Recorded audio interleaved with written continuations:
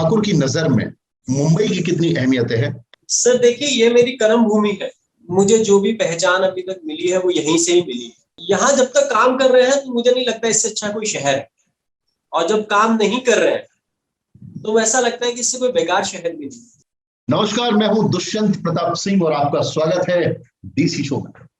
हमेशा की तरह हमारे साथ हैं आज एक और शख्सियत, एक ऐसा सधा हुआ, खूबसूरत और फिट फाट चेहरा जिसने कि मॉडलिंग की दुनिया में एक नए आयाम स्थापित किए हैं। As well as he is a very good actor to.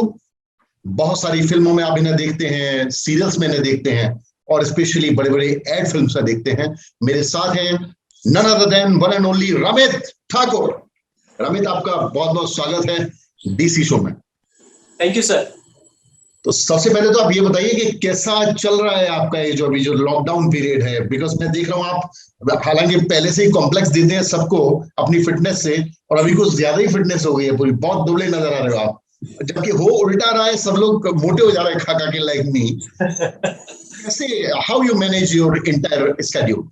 Sir routine में जब घर पे रहूं या नहीं हूं, काम करता हूं चाहे नहीं करता हूं, लॉकडाउन में मैंने रूटीन हमेशा से फॉलो किया है। सुबह जल्दी उठता हूं, खाने पे कंट्रोल करता हूं, थोड़ा कैलोरीज इनटेक एंड कार्ब्स पे थोड़ा ध्यान देता हूं।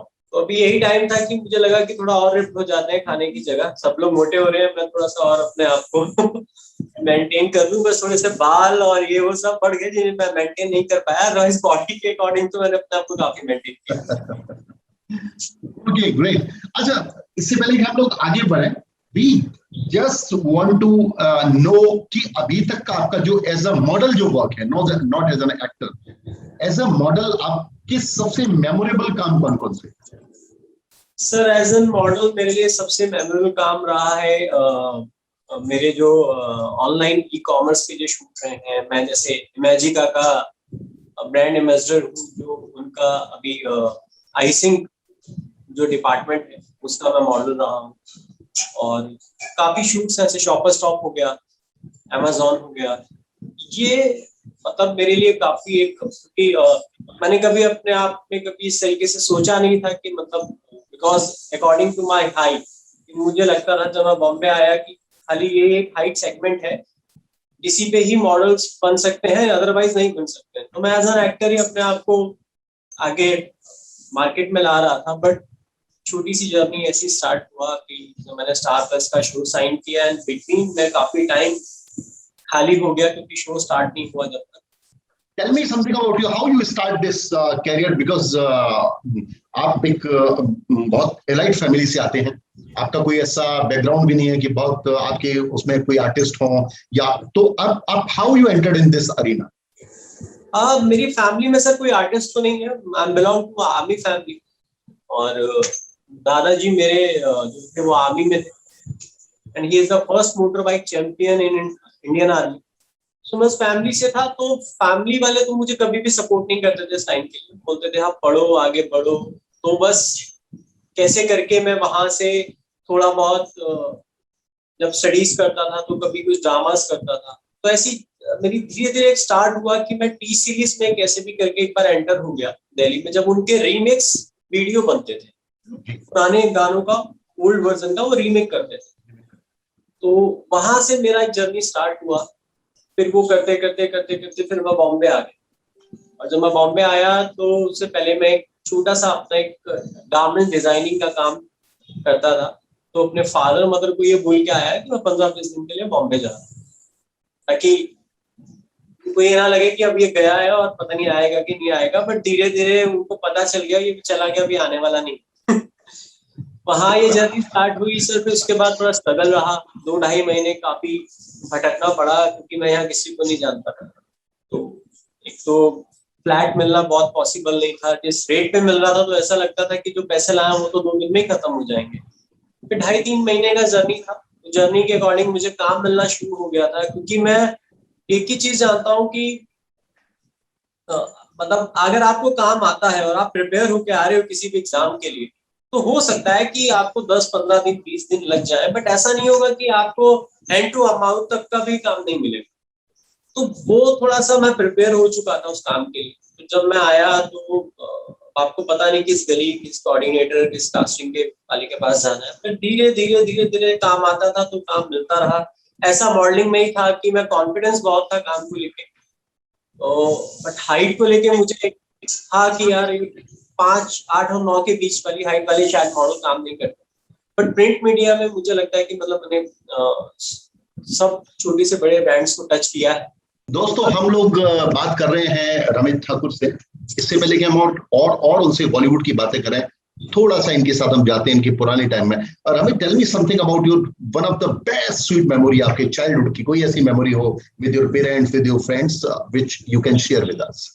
यस सर, मैं क्रिकेटर बहुत अच्छा था। तो एक मेमोरी ऐसी है कि मेरे 10th के बोर्ड के एग्जाम चल रहे थे, तो मैं 8th स्टैंडर्ड से थोड़ा सा बहुत स्टडीज में वीक हो गया था। फादर ने मेरे जो स्कूल के प्रिंसिपल थे उन्हीं पे मेरा ट्यूशन रखवाया हुआ था स्पेशली, कि ये मतलब बहुत मेरा क्रिकेट पे बहुत ज्यादा फोकस था। तो क्या है कि मैथ का एग्जाम, और मैथ में मैं बहुत ज्यादा वीक था स्टडीज में। और मुझे अचानक से पता चलता है कि मेरे कुछ फ्रेंड्स जो है वो फिरोजशाह एक स्टेडियम, हाँ स्टेडियम है, तो वहां के पासेस लेके आए हैं क्रिकेट के, उन्हें मिले हैं कुंबले 11 वर्सेस अजहर 11। ओके। और नेक्स्ट डे मेरा बोर्ड का एग्जाम है मैथ, और वो मैं ट्यूशन के लिए घर से दोपहर को घर से निकला हूँ 11-12 बजे। घर वालों को पता है कि एक्स्ट्रा क्लासेस चल रही, तब बोर्ड का एग्जाम है तो लेट आएगा, ये मैं बोल के निकला। और सर मैं ट्यूशन नहीं गया, वहां से वो पासेस लेके स्टेडियम क्रिकेट देख के रात को 12:30 बजे मैं घर आ रहा हूँ। तो जब मेरे पेरेंट्स को ये पता चला क्योंकि उन्होंने मुझे देखा, दैट टाइम मोबाइल वगैरह थी नहीं, तो पता चला कि वो तो मैं आज आया ही नहीं। तो दैट टाइम तो उन्होंने कुछ नहीं कहा, उन्होंने बोला अगर रिजल्ट में कुछ हुआ ना तो फिर you did lot work in television, तो आप हमें बताएंगे कि आपके अब तक कौन कौन से जो बहुत जो हिट शो रहे हैं, कौन कौन से शोज अब तक टेलीकास्टेड हो चुके हैं ऑलरेडी? मैंने सर रुक जाना नहीं किया था, मेरा पहला शो था स्टार प्लस के लिए, प्ले टाइम प्रोडक्शन का था। वो शो मेरा काफी अच्छा चला, वो 1.5 साल वो शो चला। और उसके बाद फिर मैंने एक जी टीवी के लिए एक शो किया अपोजिट टू वरुण मडोला जी के साथ, जिसका नाम था फिर सुबह होगी। फिर काफी सारी शॉर्ट फिल्म्स की, और खुद से फिर धीरे धीरे कुछ एक नई चीजों के साथ R&D करके कुछ शॉर्ट फिल्म्स बनाई, कुछ नई टेक्नोलॉजीज पे, फिर उसमें रहा, फिर प्रिंट्स मीडिया चलता रहा, और उसके साथ भी काफी सारी चीजें जो अपने एंटरटेनमेंट मीडिया से रिलेटेड है उनमें काफी इन्वॉल्व रहा। What about your upcomings? आपके आने वाले और प्रोजेक्ट कौन कौन से हैं? सर एक तो मैं एक बहुत अच्छे डायरेक्टर हैं जिनके साथ काम कर चुका हूँ, उनका नाम है दुष्यंत।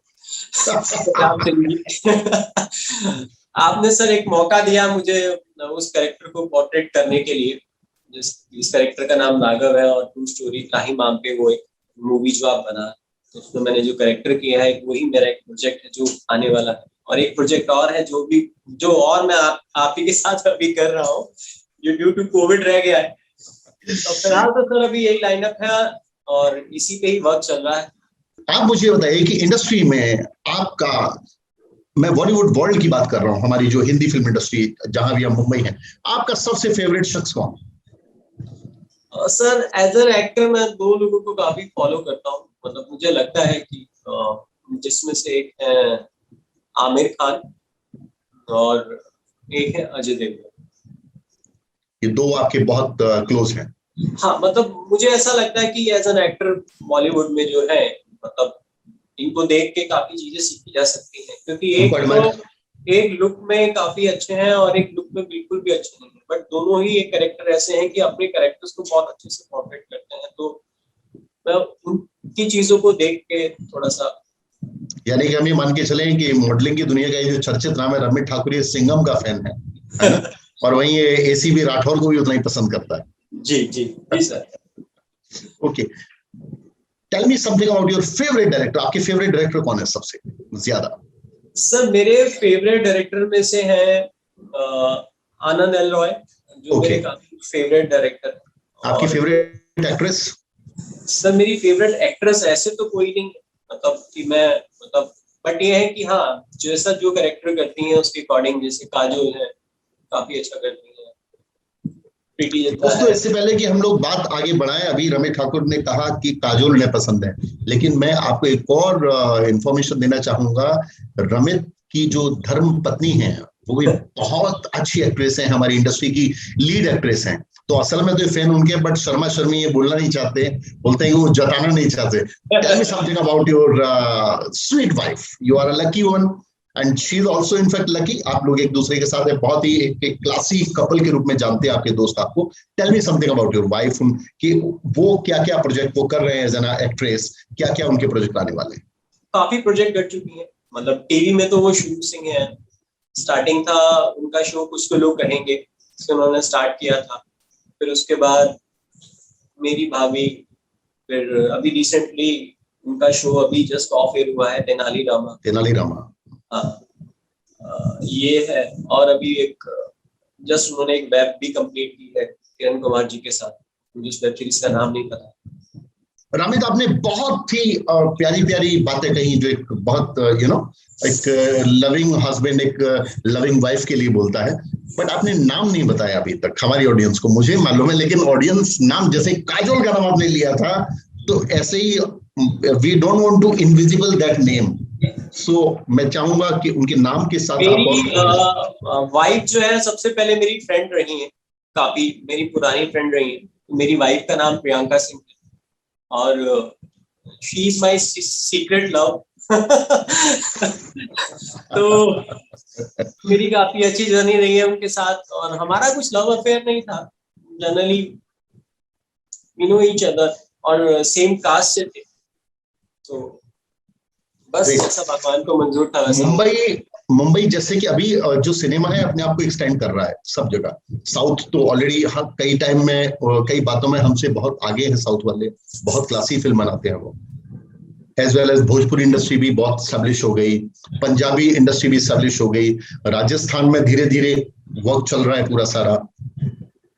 फिर भी ये जो मुंबई का जो स्वैग है वो पूरे हिंदुस्तान के आर्टिस्टों में, बिकॉज मैं साउथ में भी मैं काम करता हूँ, चारों तरफ ही मैं काम करता हूँ, तो मुझे स्वैग बहुत है। तो मैं जानना चाहता हूँ रमित ठाकुर की नजर में मुंबई की कितनी अहमियत है, और मुंबई के बनिस्बत वो और किस किस शहर को पसंद करते हैं शूटिंग के लिए, बट अल्टीमेटली उनका ड्रीम प्लेस कौन सा है जहां वो हमेशा रहना चाहते हैं। सर देखिए, ये मेरी कर्म भूमि है जी। तो मुझे जो भी पहचान अभी तक मिली है वो यहीं से ही मिली है।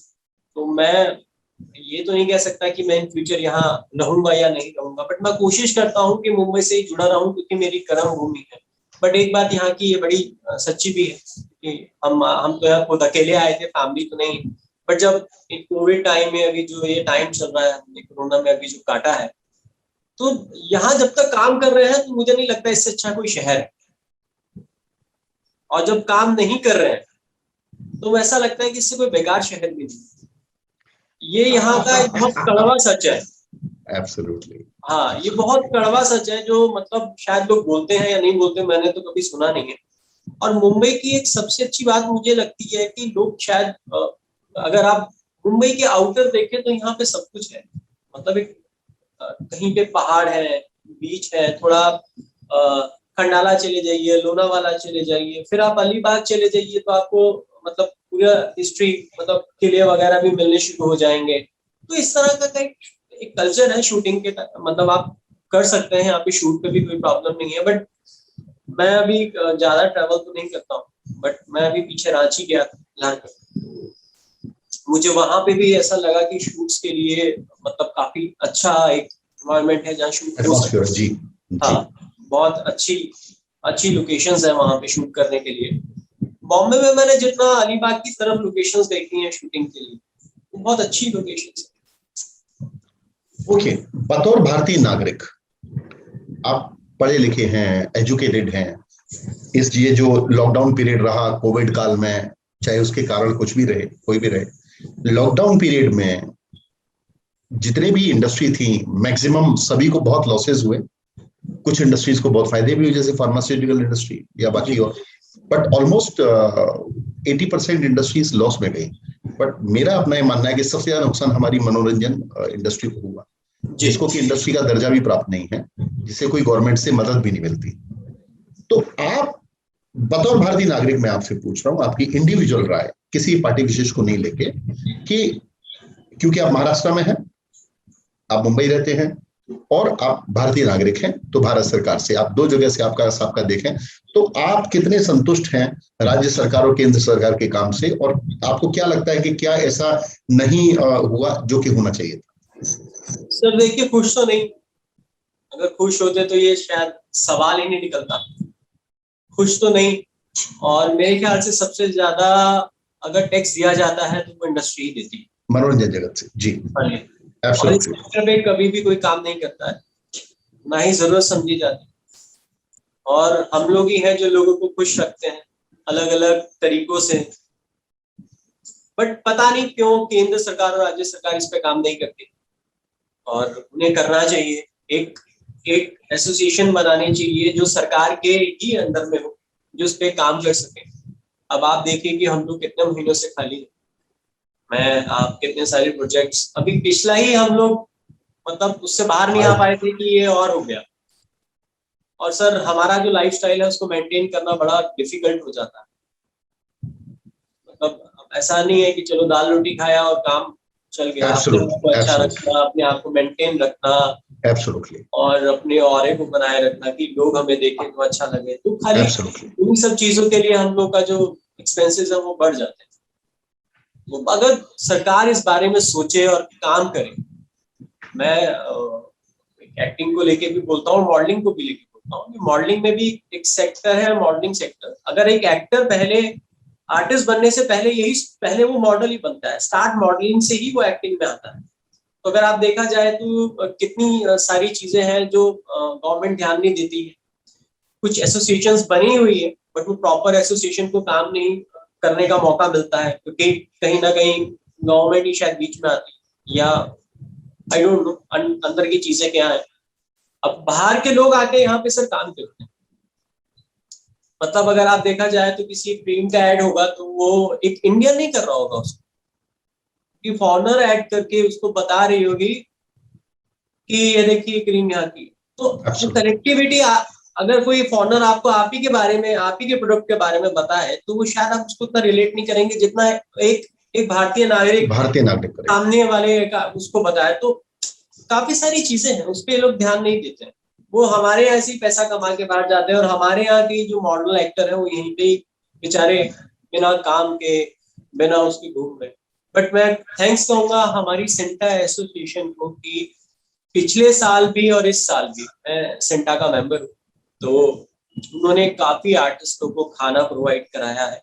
और जहां तक कि उन्होंने बैंक अकाउंट्स में भी आर्टिस्टों को कम से कम पिछले साल भी 10,000 रुपए प्रोवाइड कराए थे। मतलब कभी 2,000 आ रहे हैं अकाउंट में, कभी 3 आ रहे हैं, और इस बार भी 3,000 रुपए तक अभी और राशन भी प्रोवाइड कर रहे हैं। तो इसके लिए मैं उनको हेड्स ऑफ कहूंगा कि वो काफी बढ़ के आगे आए हैं। बट अगर गवर्नमेंट भी ध्यान दे तो सर टैक्स तो गवर्नमेंट ले ही रही है, टैक्स तो ले ही रही है ना, टैक्स तो हम लोग दे ही रहे हैं। तो अगर कुछ इस तरीके से कुछ ऐसी चीजें बनाई जाए जिससे हमारा भी फायदा हो, हम लोग भी ना मरे, क्योंकि हमारे सेक्टर पे ध्यान कभी ना दिया जा रहा है, और ना पता नहीं आगे शायद देंगे कि नहीं, ये मुझे मालूम नहीं। सबसे पहले हमारा काम ही बंद किया जाता है, सबसे ज्यादा टैक्स भी हम लोग भी पे करते हैं, सबसे बाद में खुलेंगे हम लोग आज। जस्ट वेट कि कब होगा कब होगा कब होगा। फाइन। तो दोस्तों, ये है रमित ठाकुर। कहते हैं कि शख्स वो सबसे खूबसूरत आर्टिस्ट माना जाता है जो जैसा है वैसा ही अपने आप को पेश कर दे। और बतौर डायरेक्टर मैं स्पेशली मैं अपने बारे में कहना चाहूंगा कि मैं हमेशा चाहूंगा मेरे बहुत खास जो आर्टिस्टों का जो बुके है, मेरे खास जो दोस्तों का बुके है, मेरे खास जो जिन्हें मैं ब्रदर बोलता हूं उनका बुके है, उसमें रमित हमेशा बने रहे। And I feel always proud कि मुझे इनके साथ काम करने का मौका कंटिन्यू मिलता है, कंटिन्यू मैंने डायरेक्ट करता हूँ, और जितना मैं इनसे एक्सपेक्ट करता हूँ उतना ये डिलीवर करते हैं हम लोगों के लिए। तो आप इनको, फिर मैं आपको बोलता हूँ, पकड़ सकते हैं सोशल मीडिया पे, इंस्टा पे, फेसबुक पे, कई जगह पे, और बने रहिए हमारे साथ डीसी शो में। अगली बार फिर मुलाकात होगी एक और शख्स से। तब तक के लिए thank you so much. Thank you Ramit. Thank you sir. हमारे शो में आपसे बातें की हमने, अभी हम लोग बहुत दूर हैं, अभी 1200-1400 kilometre, and soon again we are together, and roll camera action दोबारा से शुरू हो जाएगा। So hope for the best. Thank you so much. Thank you so much sir. Take care sir.